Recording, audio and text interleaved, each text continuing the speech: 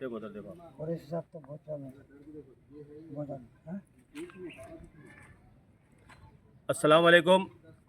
मैं ख्वाजा फयाजुद्दीन, साबिक़ा काउंसलर, शक्कर नगर, बोधन मंडल, निज़ामाबाद डिस्ट्रिक्ट। जैसा कि मैं बात सारी आवाम को, तेलंगाना के मुसलमानों को ये बात अब उनके जहन में लाना चाह रहा हूँ।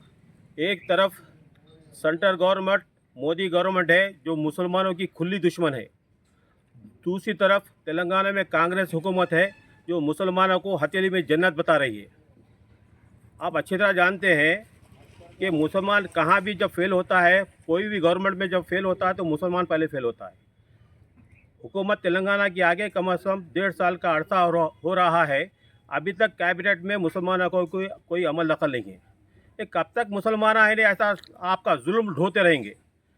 आप रड्डी है मिलकर लड़ ले रहे मेरे को रड्डी, हालांकि 5 रड्डीस अभी तेलंगाना हुकूमत में कैबिनेट में है, और मजीद और एक रड्डी को लेने के लिए ये 6 एक्सपेंसर जो मिनिस्टरों को बनाने के लिए उसमें मुसलमानों को रोक दिया गया है।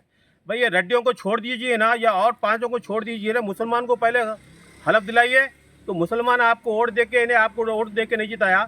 अजी मुसलमान ही जो तेलंगाना में मुसलमानों की तरफ से कांग्रेस गवर्नमेंट है इख्तियार पे आई है और उसी को पीछे ढकेला जा रहा है। ये कहाँ का इंसाफ है? आइंदा आने वाले इलेक्शनों में, पंचायत इलेक्शन में, ZPTC म्यूनसिपल इलेक्शन में मुसलमान जब आपको हाथ देंगे, जब आपको पता चलेगा।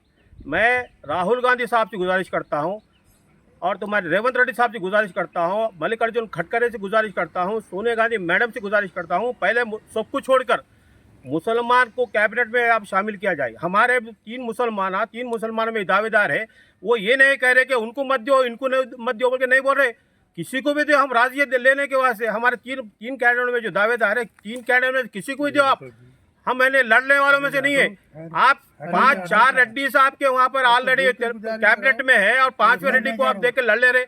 उसको कोमट रेड्डी, वेंकट रेड्डी को आप देते बोल के वादा करे, आप उसको नहीं देते। ये सब कब तक आपका चलते रहेगा? अगर आप वह मसला हल नहीं करेंगे तो फिर आपका मसला हल नहीं करो तो आपकी हुकूमत पे गिरने के दहाने पर आ जाएंगी।